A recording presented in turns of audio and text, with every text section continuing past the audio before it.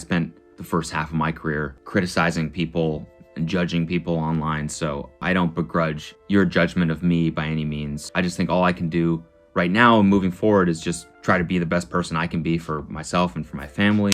Why is it so hard for huge influencers to just be normal and not do awful things, disappear for a while, and then come back out of the blue 6 months later hoping that everyone will either forget or that nobody will care? Why do they never realize that this never works out the way that they expect it to? Cody Ko, a now infamous influencer, has finally returned to YouTube after about 6 months of mostly silence and some DJing. He has finally responded horribly to the claims that have majorly affected his online reputation at the end of a 21-minute long video on what seems to be the smallest backup channel he has, called Cody Trains. To compare, his main channel has over now over 5 million subscribers. Congratulations on the milestone, Cody. And the Cody Trains channel has about 272,000 subscribers at the time of recording this video. That's still a lot of people, don't get me wrong, but I think we can all agree on the assumption of why he posted this video on the Cody Trains channel and not his main channel, Cody Ko. This is becoming the oldest trick in the book for a lot of canceled influencers, but we're getting ahead of ourselves here. Let's back this up for a second. It's been a while since we've discussed Cody Ko, and some of you might not have even heard of him before. And even if you remember most of what had taken place over the summer, 6 months is quite a bit of time, so let's all refresh our memories a bit. Because part of this wait, in my opinion, likely has to do with his hopes that as many people as possible will forget about this scandal. So Cody Ko was once a popular and well-respected YouTuber in a niche of commentary that is seen as more polished and commercial friendly, for a lack of a better term. He'd cover less serious topics, would partake in interesting projects and groups such as The Button Show, if you know what that is. It's a dating show that involves hitting a button, which if I remember correctly, The Button Show has since cut ties with Cody, along with many other things. Compared to other niches of commentary, which consist of channels that cover a wide range of topics from absurd scandals to extremely dark situations, Cody's commentary would be seen as squeaky clean or family-friendly and fairly uncontroversial. That all changed this past year, however. During the summer of 2024, Cody was in a lot of hot water after claims resurfaced about him allegedly having an inappropriate relationship with TehMimi while she was 17 years old and he was 25, which obviously is not okay and deserves heavy criticism, if not a knock on the door by authorities. FBI, open up! There has been speculation of Cody and Tana having something going on years prior to this affecting his career. He's made some strange and creepy collaborations with her in videos while she was underage. Alright, I'm here with YouTube sensation Tana, is it? YouTube sensation Tana, is it? Is it Tana?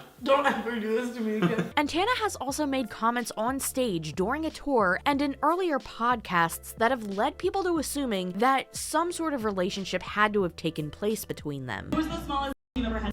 Oh my God, no one look at me, Cody Ko. I can say that. I was literally 17. I can say that. I was 17 at the time, 18. I started kind of hooking up with other people. Shout out JC Kalen, shout out Cody Ko. There's also another YouTuber named JC Kalen who, at the time of recording this, hasn't uploaded to his YouTube channel in about 4 years, but there are still videos of him and Tana on his YouTube channel. As far as I am aware, Tana has only mentioned JC Kalen that one time and hasn't brought him back up when discussing the situation with Cody Ko, which I am absolutely not trying to dismiss that situation in comparison to the Cody Ko situation. I do not know the severity of the situation that happened with JC Kalen. As far as I know, I don't believe JC Kalen has made a response, but it is important to note that she did mention another creator aside from Cody Ko with the accusation that she also hooked up with this person too, allegedly, which according to Google, JC Kalen is 32 years old and TehMimi is 26, meaning that there would be a 6-year age gap. Although I do want to mention something here. In this clip, she does say 17, 18. I was 17 at the time, 18. I started kind of hooking up with other people. Shout out JC Kalen, shout out Cody Ko. And I don't know when this took place with JC Kalen, allegedly, but this collaboration video was uploaded on December 8th, 2016, and if they filmed that video within a reasonable time before posting it, Tana would have been 18. So maybe when Tana was saying 17, 18, she was referring to Cody Ko when she was 17 and JC Kalen when she was 18. And I will say this video doesn't rule out the possibility of them meeting up at any other time prior, and having a 6-year age gap during that time period is still creepy. but if she was 18, at least it would have been legal. The only way we'll know more information is if one party elaborates further on it, or if there's something that I might have missed. Going back to when this first started circulating regarding Cody Ko, however, this situation was fairly unnoticed until last summer when Tana went into deeper details about her relationship with Cody and how it was more than just a work-related or peer-to-peer relationship. It was allegedly an inappropriate one where a 25-year-old was, again, allegedly, hooking up with a 17-year-old. I've tried to talk about this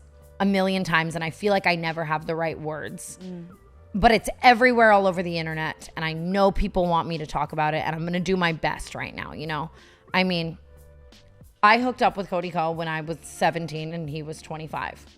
Yeah, it happened. On top of that, Tana claimed that this took place in Florida, which, if true, would be illegal due to Florida's state laws. Tana herself called this a crime, which, similar to how a YouTuber named D'Angelo Wallace stated, for legal reasons, these are her words, not mine. However, I understand that this isn't just some crazy tea.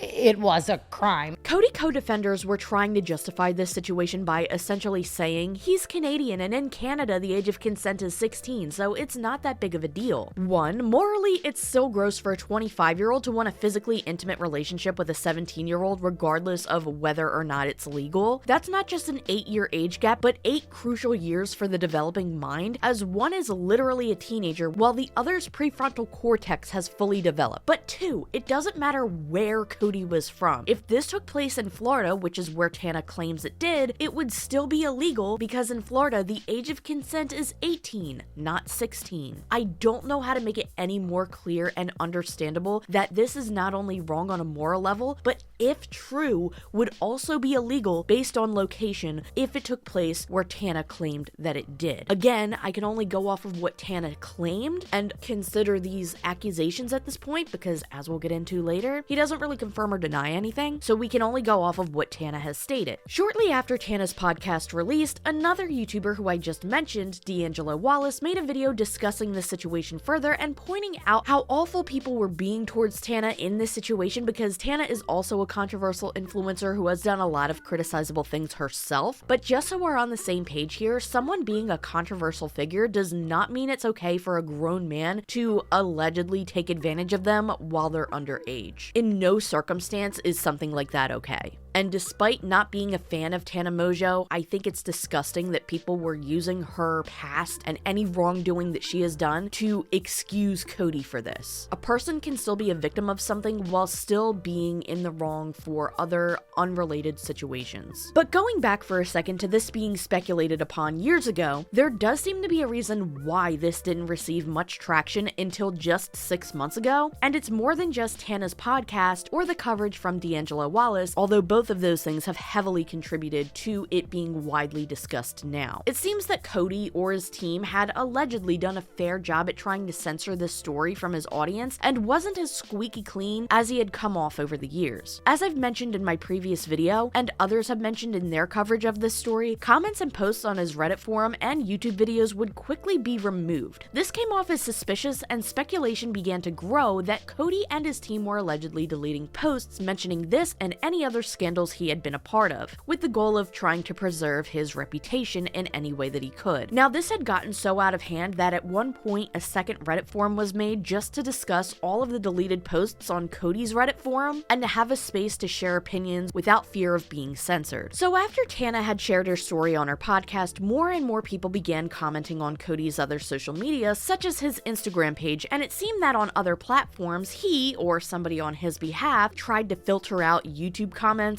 but that ended up not working out well and was highlighted in D'Angelo Wallace's video and several other videos. In the perfect sense of a Streisand effect, this backfired so terribly for Cody that not only was he being canceled over the Tana situation, but there were accusations of him being creepy to a second underage person. Posts such as this were being made. He dated a high schooler. I've religiously watched Cody since Vine and have a vivid memory of him dating a high schooler. Him and his frat friend group would hang out with a bunch of teen girls, and and they'd sometimes appear in his videos. There was one girl he'd be with one-on-one in his Vines, which people speculated he was dating at the time. I remember looking into it and was surprised to see that she was 17 since he was in his mid-20s. He still follows the high schoolers on Instagram, and they're in his old YouTube vlogs. Feel like I'm the only one that remembers. Edit. This is the video of him with the girl when he was 24. Here's a photo of him in April of 2015. She is 17 here and did not yet graduate high school. And as mentioned, they did provide correlating images and videos, but this gets even worse as an older clip from one of Cody's videos resurfaced of him making comments about pictures of Summer Rae that were taken while she was 15 years old and in a swimsuit. He compared her to a Sports Illustrated model and was overall extremely creepy. For those who ask for a transformation pic, 15 years old on the left, yes, 15, I wore more makeup and shape. Wait a minute, 15? 15? What the How in the...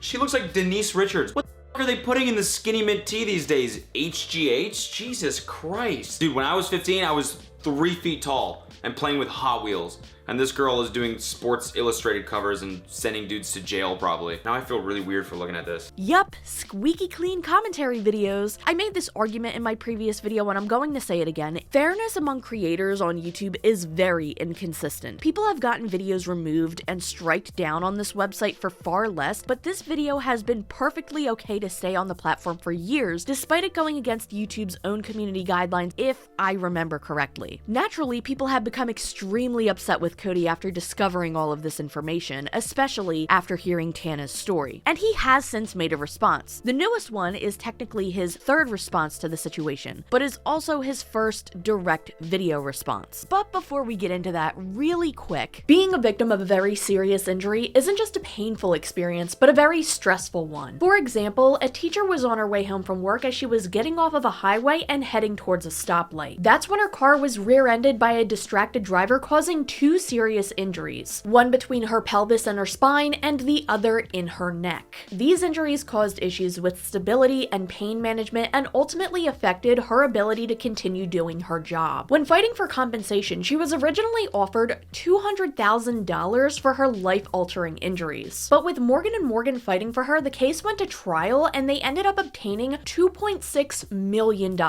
If you've ever gotten into an accident, your injury could potentially be worth millions. And Morgan & Morgan has your back if you become their client. While dealing with cases, Morgan & Morgan doesn't just settle for lowball offers. Morgan & Morgan has achieved significant verdicts for victims with life-altering injuries, including over $12 million in Florida, which is 34 times the highest insurance offer, and $26 million in Philly, which is 40 times the highest insurance offer. Being America's largest injury law firm, Morgan & Morgan has over 1,000 lawyers working across all 50 states. And the best part is, the fee is completely free unless you win your case, meaning no expensive upfront charges coming out of your pocket. Like I've said, if you've ever gotten seriously hurt, your case could be worth millions. And you're only a few clicks away from potentially changing your life. It's so easy to do. You can start your claim now with Morgan & Morgan at forthepeople.com/Mimi. You can find the link in the description below. Thank you so much to Morgan & Morgan for sponsoring yet another video on today's channel, and with that being said, let's get back into today's topic. His 2 previous responses were very interesting. The first being a video that other people had taken of him DJing at a public gig, playing the song Sorry by Justin Bieber. Now, was this a coincidence? Maybe, but at best, this was a terribly timed song and an awful look for a person being criticized for staying silent after such a horrific accusation. Cody's second response regarded the company he founded, TMG, or Tiny Meat Gang. This letter, which seems to be addressed to members and employees, announced Cody taking a step back from TMG. As we enter into the next phase of the studio, we wanted to let you know that Cody will not be involved in the day-to-day operations at TMG Studios. What has transpired over the past few weeks is a personal issue for him, and Cody wants to remove any effect this is having on your professional and personal lives and the work that you and other hosts have done to make TMG Studios so successful. This response was posted under a not so easy to find tab under TMG's website, and it's almost like he has this pattern of making it as difficult as possible for people to find his responses to any scandals he's in. Like years ago when Cody put a different apology behind a paywall, as pointed out in D'Angelo Wallace's video. Now, with all 3 responses so far to Tana's accusation, organizations, Cody didn't put them behind a paywall, but he did make the letter specifically very difficult to find. And technically, he didn't post the DJ video to his social media. He was DJing in public and other people recorded it and uploaded it to YouTube and TikTok and other platforms. I did speculate in my previous video that he would return at some point by questioning why he censored comments and made it so hard for these apologies to be found. Why do this if he never planned on coming back? I do feel like he has to have something planned since he's been trying his best to do damage control, because why would you do that if you don't plan on coming back? But at the same time, I don't know how you can come back from this without addressing it. The best we've gotten so far is, this is a personal issue for Cody. Well, it's because he did plan on coming back, and in my opinion, had this plan all along. There's something interesting when it comes to some influencers, especially on YouTube, as it's been pointed out with other creators and circumstances. YouTube is known for having a policy where if you are inactive for a certain period of time, you can lose your ability to monetize content and be removed from the YouTube partner program or whatever they call it now. Anyway, if you go around 6 months without posting any content, you could lose your ability to monetize content. And how interesting, Cody's last upload on his main channel was 6 months ago. Wow, that's crazy. But to TehMimi, that doesn't really make sense because he posted this response on a different channel, not his Cody Ko channel. Exactly! Think about this for 2 seconds. A person who has an obvious pattern of responding to backlash in the quietest way possible posts a vlog on a channel that has about 5,428,000 fewer subscribers than his main channel. In other words, averages to less than 5% of his main channel's audience. And where in this 21-minute video did he put this apology, quote unquote? In the last minute of the video. Don't be suspicious, don't be suspicious, don't be suspicious, don't be suspicious. So why post this if you have no intention of coming back to your main channel? If you have no plan on returning to your main channel as a career and you're just doing this for fun, why not just post it to your main channel where more people will see it? Why wait exactly 6 months to upload anything anywhere? By the way, for him trying so hard to make this inconspicuous, this ended up being on YouTube's trending page, which is hilarious to me. Anyway, what's even worse is what was said in this apology and what wasn't said at the same time. So on December 23rd, 2024, Cody posts a video titled 34 Miles, which mainly focuses on the topic of fitness and running a marathon. Going all the way up to 20 minutes in, he talks about vlogging and his fitness journey. We love that for him. Not really, I don't care. Finally, 21 minutes and 30 seconds into this 21 minute and 30 second video, he discusses his absence from YouTube. I've been offline for months, haven't made videos for, that whole time. And I also understand if your opinion of me has potentially changed over the last few months. I spent the first half of my career criticizing people and judging people online. So, I don't begrudge your judgment of me by any means. I just think all I can do right now moving forward is just try to be the best person I can be for myself and for my family and just try to continue putting the best out there that I can. So that's what I'm gonna do. And if you stick around to watch it, I very much appreciate it from the bottom of my heart, truly. And so that's the plan. 3:30 marathon in March, hopefully. And you're gonna see the process. So I'll see you soon. And choo-choo.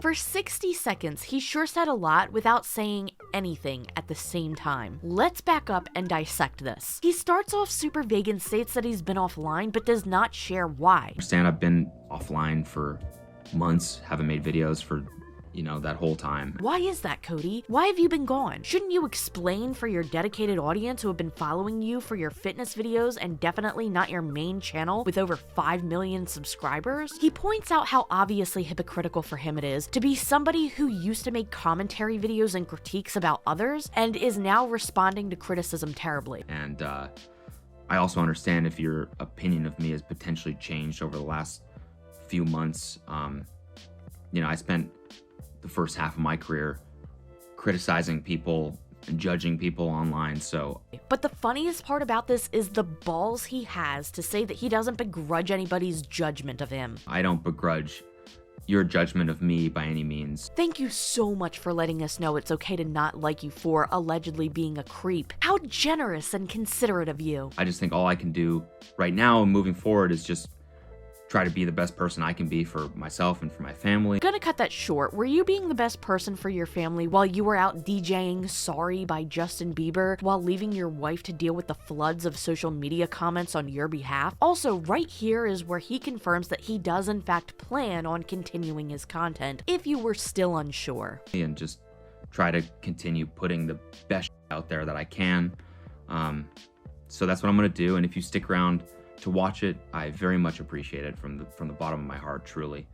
And so that's the plan. As you can tell from seeing this clip twice now, he does not mention Tana's name at all. He does not go into detail about the accusations made by Tana. He does not go into details about the videos he's made with her, the accusations made about him and another young girl, the comments he's made about a photo of a 15-year-old, or even the situation regarding his extremely creepy friend who I didn't even dive into in this video but discussed in my previous video. He doesn't address anything. He doesn't confirm or deny anything. He barely even acknowledges anything, and instead treats this whole situation like the real issue is how he used to be a commentary channel judging others instead of being an alleged creep. If he had any viewers on this page who had no idea about his main channel or this entire situation because they only follow him for fitness, which is very probable by the way, they would have no idea what he's even talking about. And with his previous and equally vague responses to this situation, I personally believe that's exactly what he wants. He wants people to be as clueless as possible, in my opinion. Be as vague as possible. Wait as long as possible. Hope that as many people as possible will forget about this. And respond on the smallest platform you have at the very, very, very end of your video so you can return to your main channel and make main channel content. That's my prediction at the very least. Thank you so much for making it all the way to the end of this video. I'm still working on a Mr. Beast update. I am currently remaking the video because there's so many updates to this story. I just had to scrap it and redo it. I will have that out as soon as possible, along with several other videos. I know we're at the very, very last stretch of 2024. I hope all of you have a wonderful holiday, except for you, Cody. I hope you f***ing trip during your marathon.